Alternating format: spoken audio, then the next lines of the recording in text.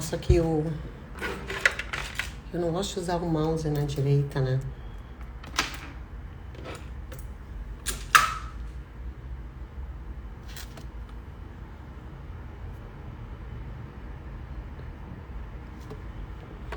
Ah, isso aqui tá meio torto, né, pessoal? Aqui diz que é para distribuição de ações e apresentação de defesa, independentemente do voto. Uhum. Para acompanhar essa iniciativa plena. E aí, o Marcel já chegou aqui. Muito bem.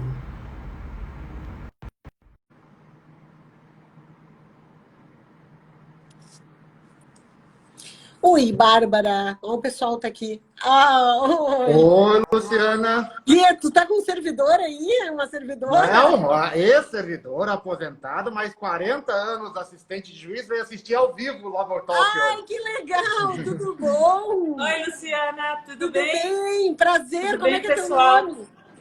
Na verdade, meu nome é Eliana, eu tô aqui hoje de ninja, né? Eu sou fã de vocês, adoro assistir as lives de vocês. Ai, que legal, Eliana. Muito obrigada. Eu por a conheci, prestigiar. na verdade, através do Marcel, né, pelas lives, Aham, e tenho aham. adorado o trabalho que vocês têm feito. Estou aqui hoje para assistir pessoalmente. Ai, que legal! Que baita surpresa! Pois é, nós nos conhecemos como colega de trabalho, né? Quando ele começou. Eu digo que hoje, se eu sei fazer sentença hoje, porque a Eliana me ensinou. Ai, ai, Mas ai. sim, é isso aí, mas que legal. Não esperava menos de ti, doutor Marcel, um reconhecimento público. Público É e isso notório. aí, sim. Por isso que eu tenho orgulho de ti. É muito bom. E a gente tem acompanhado o trabalho de vocês, acho assim uma excelente fonte de informação. Eu gosto de assistir porque a cada live que vocês fazem é uma informação que a gente acrescenta. Ah, que legal, que legal. Estou feliz de estar aqui hoje presencialmente, E aí? mas só estou falando um oi, vou assistir mais de longe para ficar mais à vontade e o Marcel não precisar usar máscara. Estamos todos Obrigada, protegidos Eliana. sempre. Já vou fixar. Obrigada, Eliana, pela tua participação, pelo teu carinho, né, pelo teu feedback. Nós ficamos muito felizes, porque, na verdade, é isso que a gente quer. A gente quer fazer com que... A gente quer disseminar um pouco de conhecimento e fazer com que qualificar a prestação de serviços perto da nossa tão querida Justiça do Trabalho, né? E a gente também, mais do que ensinar ou qualquer outra coisa do gênero, a gente também aprende quando está debatendo e quando as perguntas surgem, né? Isso é muito legal. Para mim, é o que tem de mais legal, né, nessa exercício conjunto da advocacia, no meu caso, né, com a docência, é esse espaço de discussão, de pluralidade, de conhecer outras pessoas, de ideias. É muito legal mesmo, tá? Obrigada por Sem contar que essa proximidade de juiz com advogado, eu acho que torna, assim, mais gostoso o aprendizado, né? E é isso que você falou, é uma troca de informação. Enquanto estão fazendo as perguntas, vocês estão pensando e estão ensinando. E aí desse juiz aí, ó, desse juizinho aí, ó, que tá aí desse lado, que não se aproximasse dessa advogada aqui. Com certeza. Verdade. Ó, vou deixar vocês à vontade. Um Obrigada. beijo. Foi um prazer em conhecer. Um prazer. Obrigada por participar. Tchau, querido. Beijo. Vamos lá. Que Deixa legal, eu botar o meu Marcel. fone de ouvido. Deixa eu tirar a máscara. Agora que já estamos em distanciamento. Botar meu fone de ouvido para melhorar. Que legal, Marcel. Que legal mesmo. Me emocionei. Muito legal, né, Lu? A gente Muito legal. não tem nada melhor do que esse tipo de carinho também, esse tipo de participação, né? Eu estava vendo aqui, verdade. Luciana, a Márcia Zap falando que me conheceu, que lá de Santa Maria me conheceu pelas lives. Mal sabe ela que eu a conheço como advogada em Santa Maria. Né? Márcia, mas Márcia, eu achei que a Márcia se lembrava. Márcia, o Marcel foi meu estagiário em Santa Maria. Tu cansou de passar pelo Marcel Exatamente. No processo. É que tu não olhava para os estagiários. Olha aqui, o nosso estagiário evoluiu, chegou longe. Né? E aí, Lu, vamos começar nossa brincadeira, então? Vamos começar, então. Né? Gente, olha, eu até fiz a postagem, Luciana, da apresentação do Labor Talk, falando a metamorfose da petição inicial trabalhista. Que diabos é isso, né? Do que eles vão falar, né? O que eles vão conversar. Gente, o que a gente definiu hoje como tema do Labor Talk, naquela nossa mesma toada, né, de uma análise prática da situação, de uma análise da atuação direta, né, a gente escolheu um tema que atinge diretamente os advogados e indiretamente os magistrados, gente. Então, uma boa petição inicial trabalhista facilita o trabalho do magistrado e congratula o trabalho do advogado. Então, essa é a ideia que a gente teve hoje, né, Luciano? Não, é que a nossa preocupação, pessoal, eu e o Marcel, nós temos conversado bastante, eu tenho conversado bastante também com a Fernanda, que é a colega do Marcel, né, aí de Rio Preto. A gente, inclusive, tem um grupo que a gente debate os principais tópicos e as principais dores, né, que envolvem tanto os advogados mais tarimbados na Justiça do Trabalho, como é o meu caso da Márcia, né, Márcia? A gente não vai dizer assim os mais velhos, porque nós estamos lá longe de ser um dinossauro e a gente nunca vai se empregar, mas assim como os que recém estão saindo da faculdade, que estão se familiarizando com essa justiça especializada, que tem uma série de especificidades. E eu comento bastante com o Marcel que a Justiça do Trabalho é a porta de entrada dos novos advogados, né? Exato. Não, e Luciano, o que eu acho interessante é que ainda hoje, olha, eu estou formado já há alguns anos, a Luciana mais ainda. Não enfatiza muito. Ainda hoje, Lu, a gente ainda se depara com graduações em que o aluno não tem essa experiência prática, salvo se ele teve um bom estágio, um bom stagiuir, o que não é algo tão presente. O advogado sai formado, muitas vezes aprovado na OAB, ele consegue a aprovação na OAB, mas ele não tem experiência prática nenhuma, ele não sabe protocolar um PJE, ele não sabe uma ordem interessante de apresentação da inicial. Então, a ideia da nossa conversa hoje parte disso, né? Você, que já é tarimbado, de repente quer dar uma melhorada na sua petição inicial. Ou o advogado que saiu, recém saiu, passou na OAB e quer começar a trabalhar, precisa de uma orientação inicial, né, Luciano? Então, eu acho que vamos começar, tu já vai marcar aí o tempo. Vou marcar agora, começando agora. Começa a marcar, porque vamos entrar nos principais aspectos polêmicos e fazendo, pelo menos contextualizando, né, pessoal?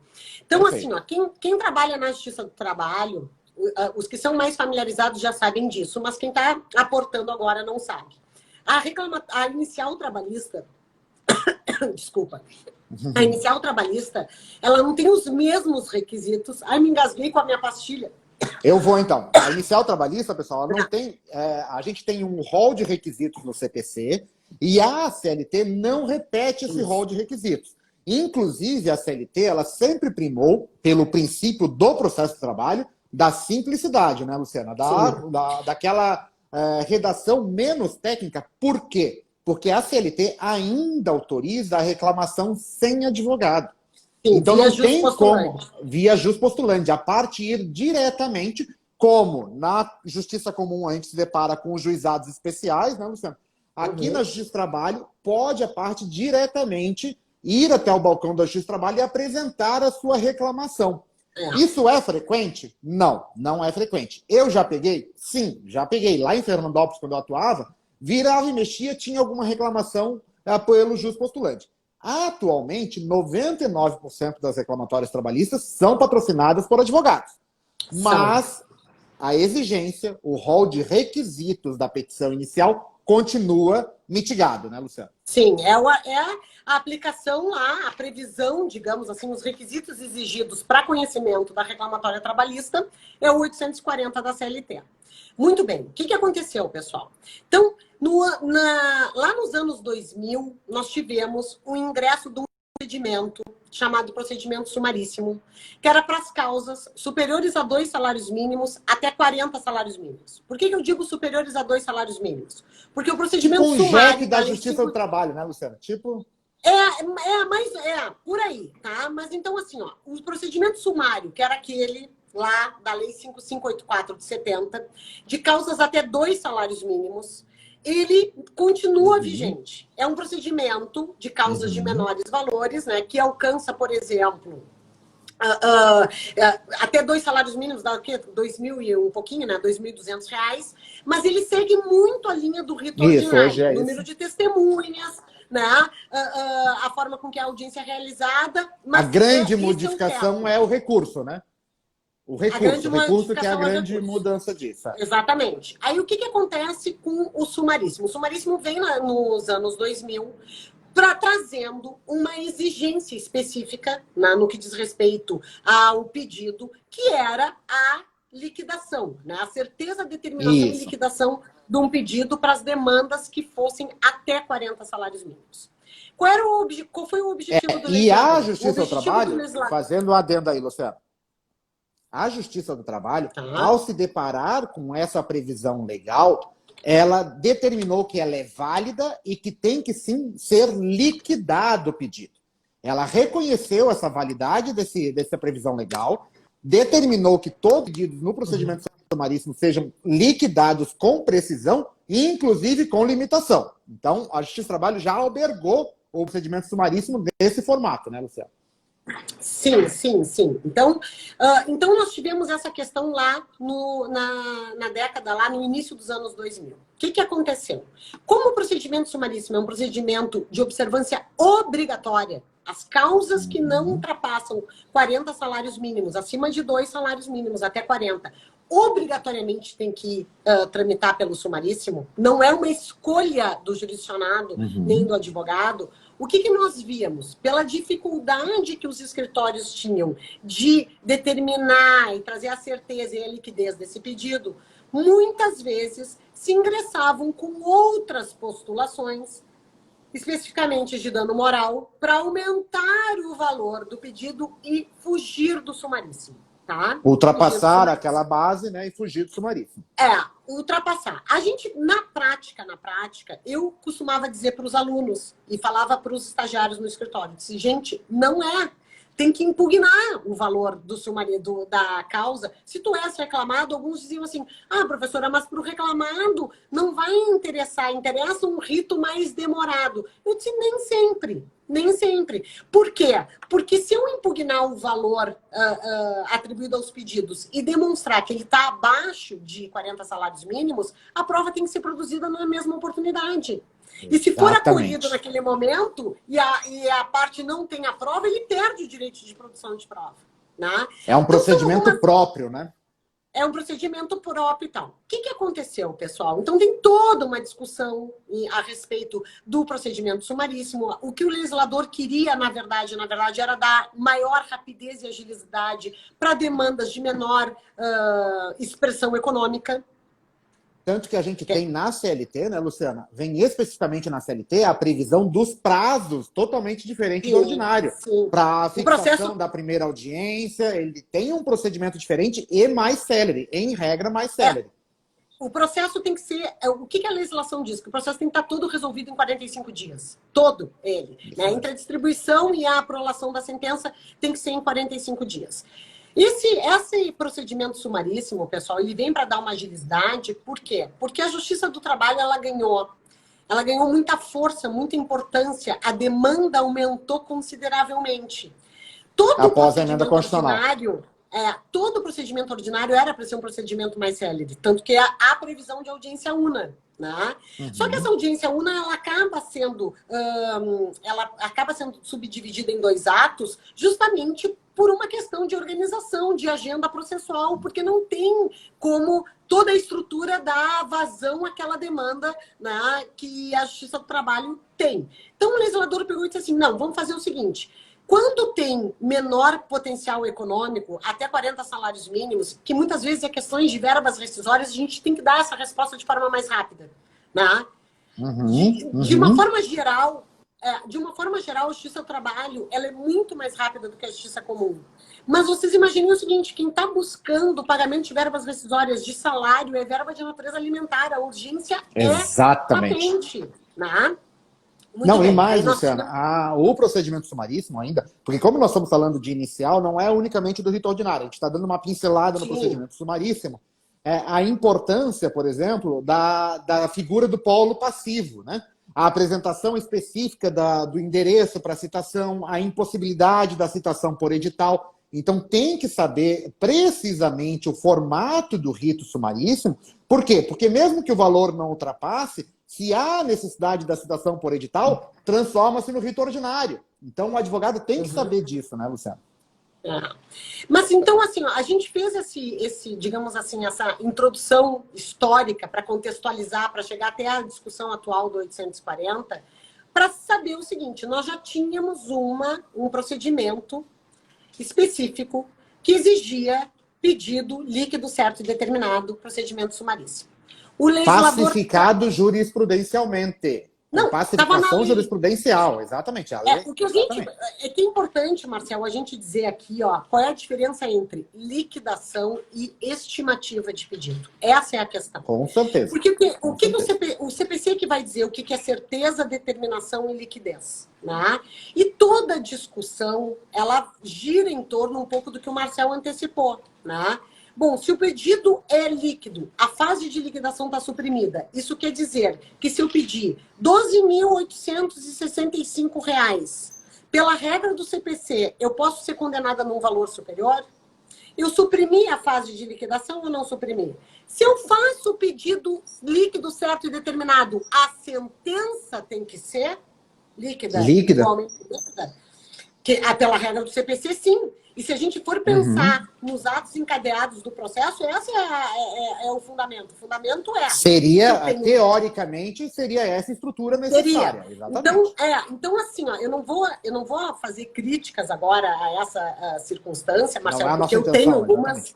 Não é a nossa intenção, né? Eu tenho algumas no que diz respeito a alguns juízes que não aceitam o pedido estimado, mas em compensação também não proferem sentença líquida. Aí tu tem que dizer assim, não dá para brincar desse jeito, né? Porque aí a via tem que ser de mão dupla. Mas o que acontece, pessoal? Chega a questão, a reforma trabalhista muda o artigo 840, né? E ela traz lá no parágrafo 1º, né? A seguinte redação.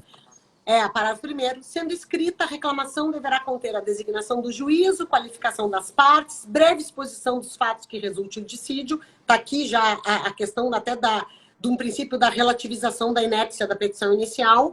Né? O pedido que deverá ser certo, determinado e com indicação do seu valor. Tá? Certo, determinado com indicação do seu valor.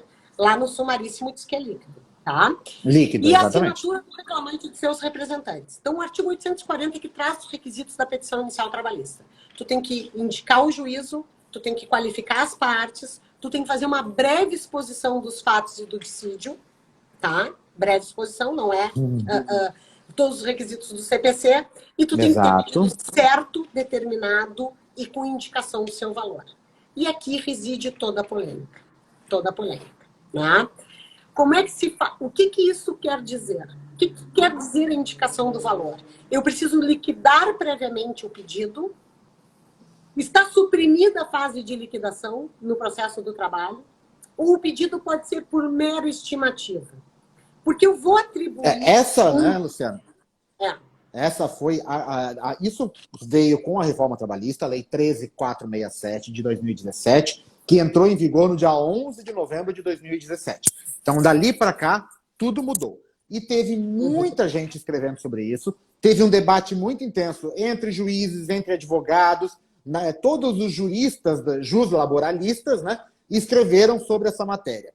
E é claro que a definição quanto a esses requisitos que a Luciana trouxe, o que é, afinal, a indicação do valor do pedido, iria recair sobre decisões jurisprudenciais. É a jurisprudência que vai definir o que é essa indicação do valor do pedido, né?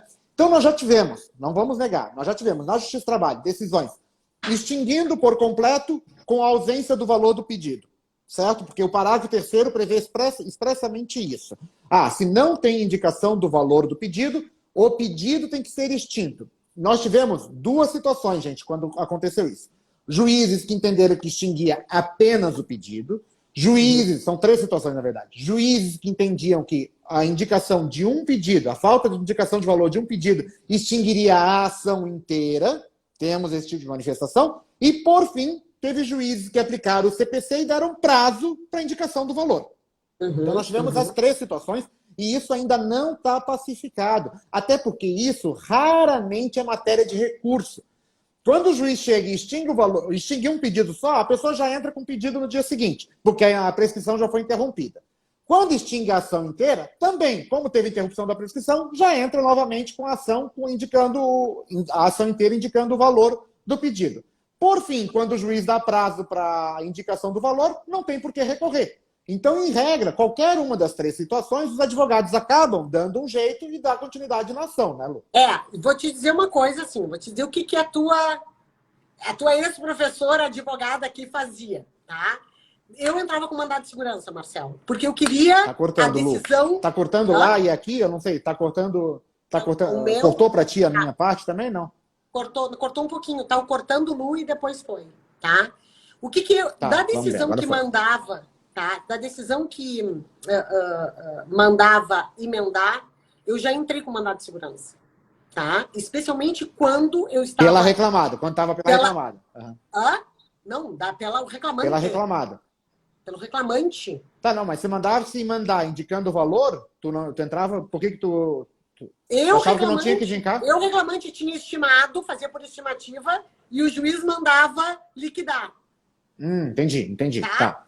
No estágio IR, especialmente, tá? Porque ali nós tínhamos... E eu dizia assim, olha, pessoal, eu, Luciana, entendo, e a jurisprudência do nosso tribunal, ela é mais nesse sentido, tá? Que o pedido não é líquido, ele é estimado. Ele é estimado, tá? Não tem... E tem uma diferença entre liquidação e estimativa de pedidos, tá? Tu não aplicaria... Porque ele diz, com seu valor determinado, tem todas essas teorias que nós estamos discutindo aqui. Então, é claro, o que o legislador disse? Eu não quero... Tu tens que apresentar, no mínimo... Por exemplo, vamos falar o que é certeza, determinação e liquidez dentro de um exemplo horas extras. Tu tem que me apresentar, no mínimo, uma quantidade de horas extras, né? Que são... que daí vai no pedido certo, né? Aí vai no pedido certo. No mês de contrato de trabalho, a média de horas extras eram de 20 horas mensais, que chegam ao valor aproximado de tanto. Valor aproximado de tanto. Isso quer dizer que se a média comprovada no processo exceder 20 horas, chegar a 22, 23 horas, o teu pedido não vai ser extinto. E tampouco vai se limitar a condenação a um valor de 10.585 se a condenação chegar a 15 mil, por exemplo. Nós temos uma decisão do TST de agora. Eu tô até com a minha jurimetria aqui aberta. Vamos ver. 20 de junho, decisão de 20 de junho, num pedido de horas in itinere, em que o pedido era específico de R$ 3.508, e o ministro acabou de dizer que sim, está limitado aquele valor. Qual ministro? Te dizer, foi o Wagner. Aí se tu me disser não, que não foi o Ives Ives, Granda... não foi o Ives, eu reparei que não foi o Ives. Tá. Não foi o Ives, não foi o Ives. Não, porque eu tenho aqui, Marcel, eu tenho um programinha aqui de jurimetria, tá?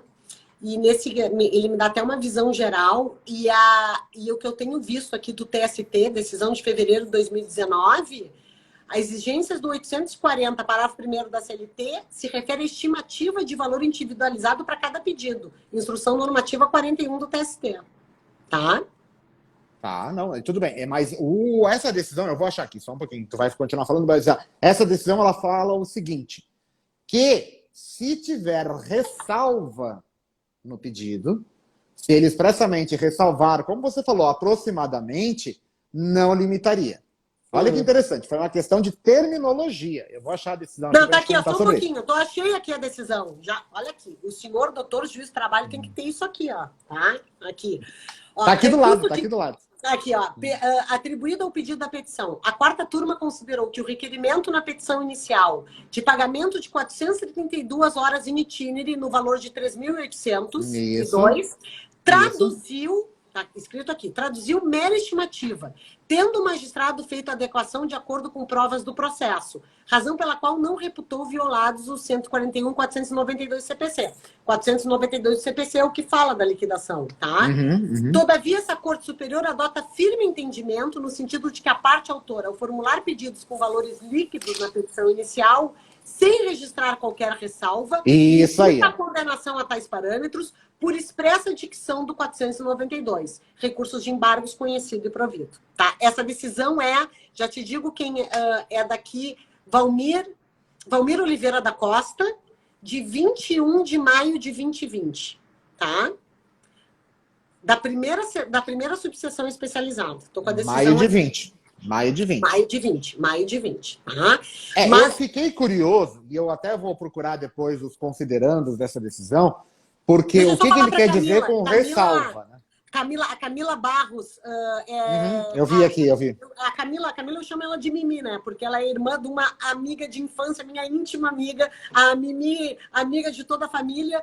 Então, Mimi, tô te chamando de Mimi, não fica brava comigo, mas é o JUT, J-U-T Rimor. É um programa, uma jurimetria, tá? Uso obrigatório do PJ e Calc também, eu acho que a gente ia chegar nisso depois, né, Marcelo? Nós vamos falar um pouco sobre isso, tá? Nós vamos falar um pouco disso. Então, mas chegando onde eu queria falar, eu fiquei em dúvida e quero dar uma olhada nos considerandos dessa decisão depois, sobre o que é ressalva. O que eles reconhecem como ressalva para limitar ou não limitar a condenação nisso. Quanto à provocação que você me fez, se existe a necessidade de liquidação dos pedidos, obrigatoriamente teria que ter uma sentença líquida. Eu penso que não é possível isso, porque, por exemplo, horas extras. Nós temos algumas situações em que pode ser reconhecido um turno ininterrupto de revezamento, onde o intervalo pode ser reconhecido de 15 minutos enquanto foi pedido meia hora. Então, ainda que eu tenha um pedido líquido quanto a isso, eu preciso de uma liquidação para definir essas nuances da condenação. Porque o juiz, na condenação, ele traz a expectativa. Condena-se em hora extra, além do oitavo, além da sexta, em questão de turno ininterrupto, 44ª, 36ª, divisor 180. Então, há necessidade da liquidação, ainda que a inicial seja líquida. Tá, Marcelo, mas tu vê o seguinte, na inicial, tu imagina a liquidação de uma inicial de bancário, tá? Sim, imagina. Eu fiz agora eu tenho algumas iniciais de bancário, não são muitas, mas eu tenho aqui no escritório. Eu tive que fazer uma parceria com um contador. Com um contador, porque eu comecei a advogar mais para reclamante, uns reclamantes, né, mais considerados altos empregados. Fiz uma parceria com um contador cobre um percentual, isso entra no meu contrato, né? A parte quando me contrata tem honorários para mim, tem honorários para o contador. E são cálculos extremamente complexos. Aí o juiz diz assim, não, tem a ver a reforma lá do 840, tu tem que me apresentar esse cálculo. Só que, sinceramente, tu teria que fazer o mesmo cálculo na sentença.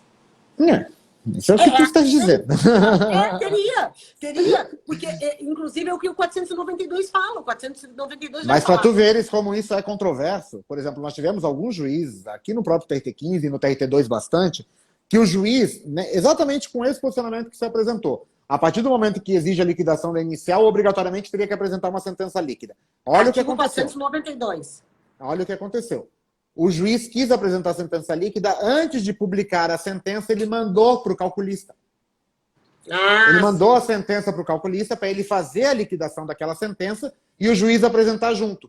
O tribunal considerou nulo porque falou que o primeiro tem que ser as partes a conhecer a sentença. Que não poderia ter dado um julgamento proferido e não publicado nas mãos de um calculista. Aí é engraçado o seguinte, né? Tu exige um conhecimento multidisciplinar dos advogados, tu coloca e isso... o juiz... Lu, a Patrícia está perguntando, tem o número do julgado aí do TST? Tem o número. O número é 10.472. 10.472. 61, 2015, 5, 18 do Tribunal da 18ª, 0211. Beleza. Tá. Olha ali a Camila dizendo, o TRT da 13ª tem apresentado cálculo na sentença feito por servidor. Exatamente. Isso poderia acontecer. Isso pode vir a tornar um formato razoável para sentenças no futuro. Só que isso, o próprio tribunal vai ter que emitir um normativo, de preferência o CSJT, né, o Conselho Superior da Justiça do Trabalho, emitir um normativo nesse sentido. A sentença, antes de ser publicada, passa pelo calculista. Sem problema nenhum quanto a isso. Mas o TRT, Mimi, o TRT da 13ª, de repente, porque alguns TRTs, eles têm uma contadoria interna, né, nas varas judiciais. que não é o padrão, porque o padrão é tu nomear os peritos para elaboração dos cálculos. Mas Exatamente. Alguns têm o contador da concursado, aí inclusive. sim, aí fica mais fácil, né? Eu não sei se de repente... Deixa eu dar um oi aqui, ó, Luciana. Você sabe, a Luciana sabe, eu sou diabético desde os 6 anos, e o Diabéticos da Ilha, que é um grupo de diabéticos muito legal que eu participo, está aqui nos assistindo. É o Lucas é advogado, inclusive. Tá, mas é da ilha lá de Floripa. Não, da ilha lá do Rio de Janeiro. É a maravilha não, é do Espírito Santo, na verdade. É a maravilha do Instagram, né? Vamos em frente, já deu 22 minutos de live. Vamos lá. Tá, então assim, ó, pessoal, o que nós temos como grande discussão, tá? O meu posicionamento é de que o pedido é estimado. Ele possibilitaria a condenação num valor superior ao que foi elaborado, né? Ao que foi indicado, digamos assim, porque isto está na raiz principiológica do processo de trabalho. Tá? Eu concordo plenamente. Informalidade, simplicidade. Eu não posso... Eu tenho que indicar um valor estimativo. Eu sei que o valor da causa ele não pode ser inflacionado, ele não pode ser utilizado como uma negociação por barganha no âmbito, né, do processo do trabalho. É uma série de fatores que levaram a essa alteração. Mas, de toda sorte, no meu entendimento, pelo que eu acompanho da legislação e pela própria leitura que se faz dos conceitos de certeza, determinação e liquidez, né? Indicação de valor, nesse caso. Né? Mas é que assim, sim. Que ler, tu não pode pegar... A gente estava falando, ontem a professora Janete estava falando sobre isso, e, Marcel, eu lembrei da época que eu estava estudando no mestrado, eu ficava lá no teu apartamento, e a gente discutia a questão da aplicação do 475J no processo do trabalho, e o Araquém de Assis dizia assim, ó, não dá para pegar o que eu quero, dizer que tem compatibilidade, o que eu não quero eu coloco fora, sob pena de criar um grande Frankenstein. E a gente tem um vetor no processo do trabalho, que é, eu incorporo, eu trago o que tem lacuna ou omissão do processo civil ou processo de trabalho, mas o que tem compatibilidade principal. Compatibilidade, perfeito. O que não tem compatibilidade... Luciana, mas assim, a gente tem que trabalhar um pouco o porquê que o legislador, nós estamos falando do legislador, do Congresso Nacional, o porquê que ele incluiu nesse artigo 840 da nossa CLT essa necessidade de indicação de valor, certo? E tu sabe que eu só fui perceber isso, Luciana, com um certo tempo depois da magistratura, mesmo tendo advogado contigo, tendo sido estagiário e advogado, isso eu nunca tinha enxergado dessa forma. E eu me deparei numa sala de audiência em que o empregador entrou, ainda não existia essa previsão, e o empregador falou, doutor, ele trabalhou comigo 4 meses, eu tô sem dormir desde o dia que essa notificação chegou lá em casa, porque ele está pedindo 400 mil. Ele está pedindo 400 mil na inicial trabalhista dele, para ele trabalhar 4 meses, ele está dizendo que ele quer 100 mil de horas extras. Como assim? Ele trabalhou 4 meses com salário de 2.500, como é que ele quer 100 mil de horas extras? Entende? E daí eu entendi um pouco dessa necessidade E aí eu acho que vai muito dessa definição que nós vamos ter que trazer, através da jurisprudência, através da doutrina, sobre essa indicação do valor. Por quê? Porque a inicial trabalhista se tornou mais responsável. Responsável até pelo choque que causa em quem recebe. Pela forma como ela é recebida pelo empregador. Entende? Então, o que eu tenho percebido hoje, eu pego hoje a minha pauta de audiências, eu percebo valores honestos. Realmente honestos naquela qualificação, naquela quantificação do pedido. O que a gente tem que discutir depois, num aspecto técnico e teórico, é se esse valor indicado vai limitar a minha condenação ou não, que é a grande discussão. Eu concordo plenamente contigo. Não existe como a gente ter isso na Justiça do Trabalho, porque, a famosa acumulação de pedidos. E dentro do mesmo pedido, os pedidos sucessíveis. Doutor, se o senhor não reconheceu o turno ininterrupto de revezamento, que eu pedi a hora extra além da sexta, eu quero além da 8ª, então, do 44º. Sabe qual é o valor que ele vai apresentar? É o além da 8ª? É o além da sexta? É o adicional de insalubridade de 20% ou de 40%? Sim, como é que ele vai organizar isso? E ainda fica a questão da sucumbência. Porque isso tu diz assim, olha, no exemplo que tu trouxe, eu faço a partir da sexta, o valor da hora é tanto. Não divisou 180, a partir da 8ª, exatamente. é tanto. Bom, aí eu não reconheci da sexta, eu sou sucumbente naquele pedido. Eu sou sucumbente. E aí eu entro de novo, Ó, o que o Marcelo falou aqui? Marcelo, esse valor não seria mais por conta da reforma trabalhista? Sim, tudo que a gente está falando aqui, Marcelo, Marcelo Tsukamoto, que foi meu aluno lá na pós-graduação em Votuporanga, tudo que nós estamos falando é pós 11 de novembro de 2017. Sem sombra de dúvida, entrada em vigor da reforma trabalhista. Quanto à sucumbência, Luciana, eu tenho um pouco de receio, eu não sei o que esperar do TST. Se por um acaso ele começar a aplicar e consolidar esse posicionamento de que os valores têm que ser líquidos, o meu receio é que o passo seguinte será que a diferença vai ser motivo de honorários de sucumbência. Esse, me parece que pode ser o passo seguinte. O que eu, Marcel, tenho feito nas minhas decisões e tenho comungado com os colegas e conversado sobre isso. A gente julga o pedido. Foi pedido de horas extras, ele foi improcedente, pedido improcedente, condenação em honorários sucumbenciais para a reclamada. Agora, ele pediu 20 horas extras, levou 10, o pedido foi procedente. Condenação de honorários apenas pelo reclamante. Até porque, Luciana, a condenação de honorários, o valor de 10% a ser pago pela reclamada de honorários, vai ser sobre o valor liquidado, não vai ser sobre o pedido. Não vai ser sobre o valor apresentado no pedido. Então, se der um valor menor na liquidação, menor que o pedido, ele vai receber honorários sobre aquilo ali. Agora, não vai ser sobre o pedido. Então, o contrário não poderia ser aplicado, de fazer a diferença para pagamento dos honorários. Eu não sei se eu me fiz entender. Não, tu fez, eu entendi o que tu está dizendo, mas é que tem algumas questões assim, Marcel, que isso aí eu vou chamar, aí eu trago os trabalhistas um pouco para se atentar. A gente vai ter que buscar lá no processo civil os conceitos de certeza, determinação e liquidez de pedidos para justificar por que é estimado. Eu faço isso nas minhas petições iniciais. Eu digo, olha só, deixa eu te explicar o que é.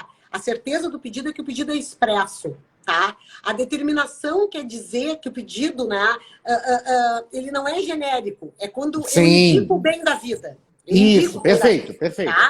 E a liquidez é quando eu vou apresentar qual é o valor devido. Então, isso tem os dispositivos do CPC que tratam sobre essa matéria, que a gente vai ter que estudar para justificar por que no processo do trabalho eu não posso fazer a incorporação do 492. Por que aqui está estimado? Tá? Olha como a capacitação do advogado trabalhista está cada vez mais intensa. Eu falo isso, gente, eu vejo petição inicial em que o advogado ainda me fala da comissão de conciliação prévia, mas ele não me traz essa essa teoria dos pedidos. Ele fala o que não precisa, comissão prévia, STF já pacificou que não precisa disso, toda inicial trabalhista tem isso. Mas falar sobre o pedido, que ele está pedindo de forma, ele está estimando o valor, ou que ele nem coloca o valor, por exemplo, porque não tem uma estimativa, ele não fala. Isso ele não fala, mas tem uma outra questão, assim, ó, Marcel. A minha experiência como professora do Sajuir, como professora da prática jurídica mesmo, né? Ela foi muito rica, porque eu atendia a comunidade carente de uma vila de Porto Alegre.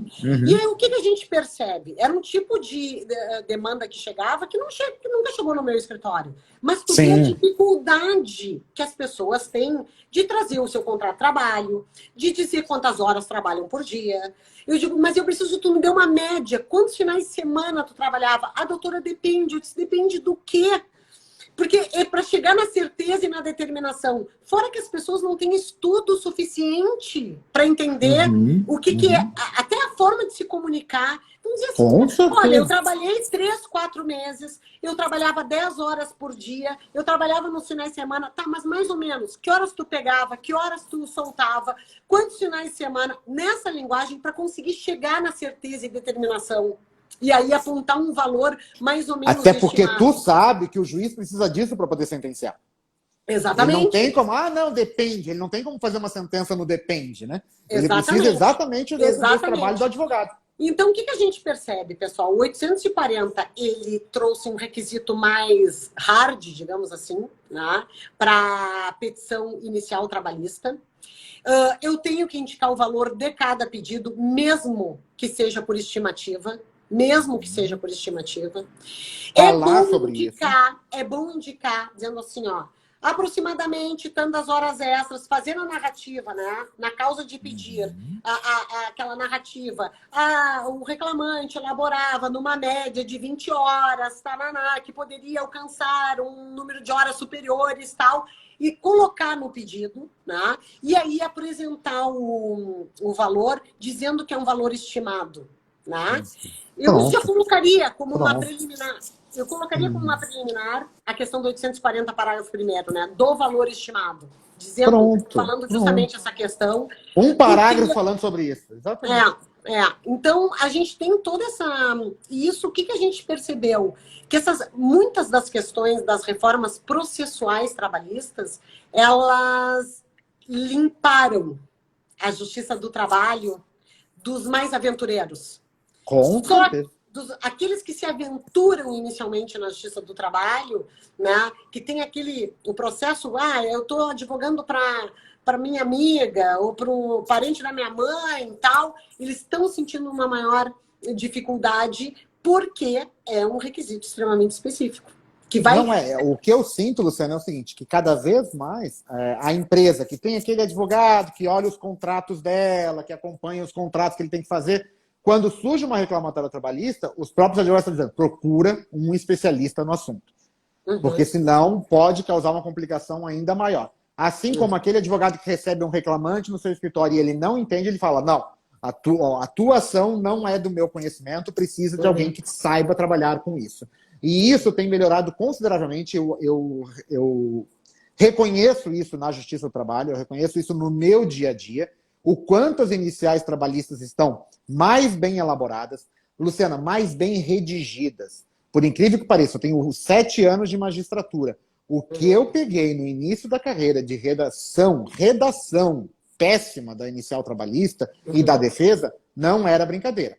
Agora, com essa qualificação, principalmente pós-reforma trabalhista, a Juna falando, temos que ser valorizados. Exatamente, os advogados passaram a atuar e a conhecer e a saber se expressar, porque como você falou, Luciana, o reclamante ele vem e te apresenta uma versão. O advogado tem que ter a capacidade de colocar essa versão no papel de uma forma que o juiz vai entender.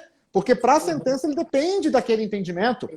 Daí vem aquela inicial assim, trabalhava em todos os feriados, daí me lista todos os feriados nacionais. Gente, não é assim que se escreve uma reclamatória trabalhista, sabe? Então, essa exigência, primeiro, da indicação do pedido. Segundo, do risco da condenação em sucumbência. Terceiro, dessa análise mais precisa dos fatos apresentados pelo reclamante para poder organizar a sua petição inicial, que é o tema da nossa live, melhorou consideravelmente o nosso trabalho. Para os advogados de reclamante, para os juízes que recebem essa inicial e para os advogados de reclamada que tem que contestar.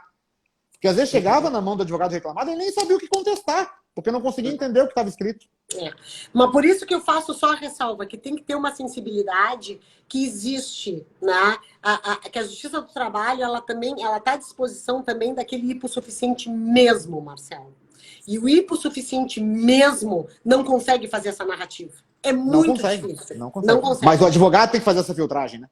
Eu falo, o advogado ele é o primeiro juiz da causa, né? O advogado é o primeiro juiz da causa. Só que é por isso tem que constar na petição inicial. Uma vez eu estava comentando com um aluno esses dias num evento, nem me lembro qual era o evento que eu estava falando, se foi numa live, nós atendemos um assistido no Sajuir que chamava o chefe dele de feitor, Marcelo. De feitor. Nossa Senhora!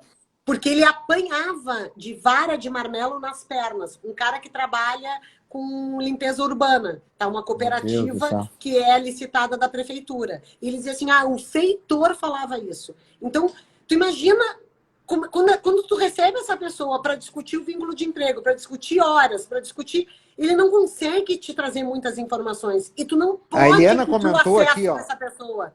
O advogado sofre com informações deficientes. Mas aí, Eliana, e a Luciana vai falar muito sobre isso. É a empatia do advogado com o cliente, né? Conseguir se colocar naquele lugar para conseguir tentar uma forma de coletar as informações da forma mais precisa possível, da forma mais instigante possível. Mas eu concordo, Luciana, a dificuldade que se tem quando se lida com esse hipossuficiente, que é um cliente típico da Justiça do Trabalho. É um cliente típico da Justiça do Trabalho. Exatamente. Ele é um cliente típico da Justiça do Trabalho. Marcelo, Lu, a gente já 37 minutos. Fechou o nosso tempo agora. Gente, agora as nossas próximas lives, a gente sempre foi nessa toada, mas a gente vai bater nesses aspectos práticos. As questões de pandemia, se surgir alguma coisa nova, a gente vai trazer. A gente já debateu tudo. As lives estão disponíveis no IGTV do Aranal de Advocacia. estão disponíveis lá no canal da Revista Temis no YouTube. Se inscrevam lá para assistir e nos acompanhem toda semana. Semana que vem, quarta-feira, 17 horas, no mesmo horário, nós estamos aqui, né, Luciano? É isso aí.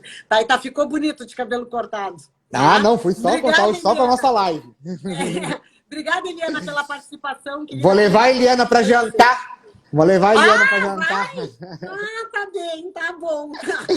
Lu, beijo. Beijo. Até semana que vem, gente. Tchau, tchau. Beijo, tchau.